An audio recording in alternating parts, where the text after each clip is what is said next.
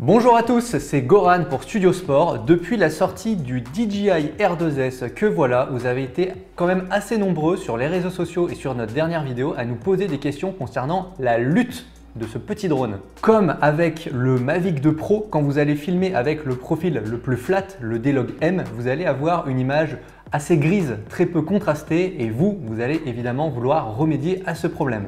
Il est donc temps de faire un petit point sur les luttes officielles DJI, notamment la lutte D-Log M vers Rec 709.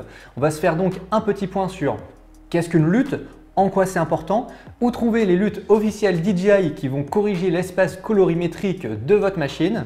Et enfin un petit bonus pour ceux qui ne savent pas forcément comment faire, on va vous montrer comment importer cette lutte directement sur Premiere Pro. Simple, efficace, c'est parti! Alors pour ceux qui sont déjà perdus, je vous explique rapidement ce que c'est une lutte. Lutte, c'est un acronyme de Lookup Table ou table de correspondance en bon français. Pour faire simple, c'est un fichier qui va changer l'espace colorimétrique de vos rushs. Ce qu'il faut comprendre, c'est que d'un côté, vous avez l'espace colorimétrique des rushs qui vont être produits par vos machines. Donc en général, c'est des espaces colorimétriques qui sont flats. Ça va permettre d'enregistrer un maximum de données sur vos rushs. Alors pas toutes, mais en général, elles sont nommées avec le mot log dedans, par exemple D-Log M, D-Log S, mais on peut également trouver du D-Cinelike, par exemple dans les Mavic R2. Et de l'autre côté, vous avez l'espace colorimétrique des écrans que vous allez utiliser dans la vie de tous les jours, donc par exemple la télévision ou votre ordinateur. À titre d'exemple, celui de la télévision, la norme actuelle s'appelle le Rec 709. En bref, entre l'espace colorimétrique de ça et de ça, la lutte, c'est ce qui va vous permettre tout simplement de faire le pont. Bon, j'espère que je ne vous ai pas perdu et en prévention de ça, ce qu'on va faire, c'est répondre à deux questions rapidement qui pourraient popper dans votre tête après cette explication.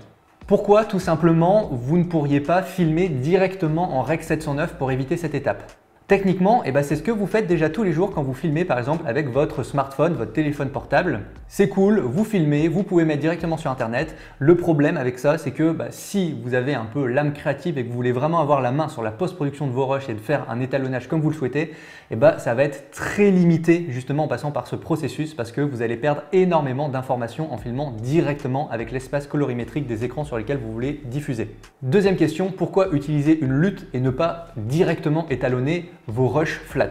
En fait, c'est une question de workflow. Vous allez produire vos images avec votre machine, par exemple le DJI R2S, vous mettez les rushs sur votre ordinateur et vous allez du coup, par exemple, mettre la lutte officielle vers Rec 709 et ça ne sera pas destructif. Ça veut dire que vous allez tout de suite avoir un aperçu de ce que l'image va pouvoir donner. Vous allez même pouvoir travailler directement depuis cette lutte. Mais si vous voulez juste enlever la lutte pour récupérer toutes vos données de base, vous allez pouvoir. Alors que si vous aviez filmé directement en Rec 709, c'est des informations qui sont perdues à jamais.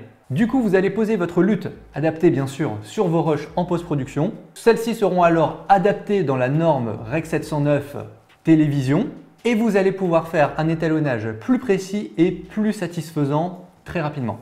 Mais attention, toutes les luttes ne sont pas adaptées à toutes les images. Il faut absolument que vous trouviez des luttes qui soient adaptées au profil colorimétrique des rushs qui seront produites par vos machines.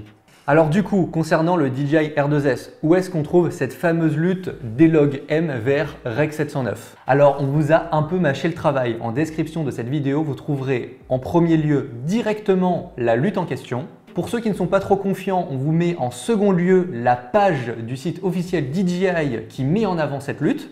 Et en troisième lieu, on vous fait un lien vers notre site, le blog Studio Sport, avec un article qui est dédié justement à cette lutte et qui vous explique un peu les tenants et aboutissants et où la télécharger.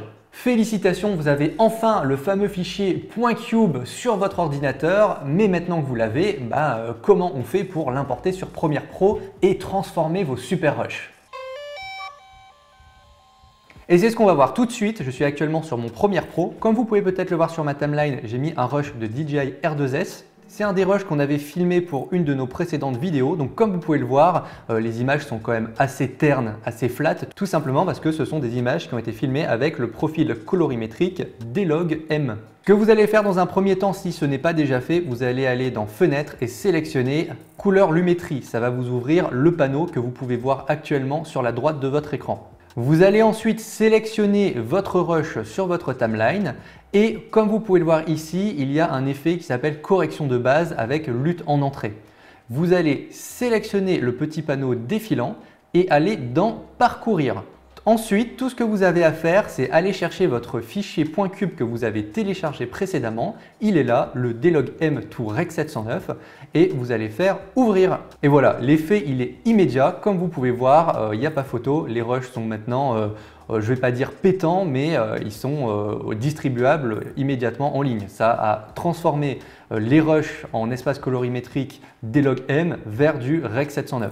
Vous allez quand même pouvoir avoir la main évidemment sur le reste de l'étalonnage. Vous pouvez continuer à changer exposition, contraste, température, bref, faire ce que vous voulez. C'est juste une transformation de l'espace colorimétrique pour que vous puissiez commencer à travailler votre étalonnage.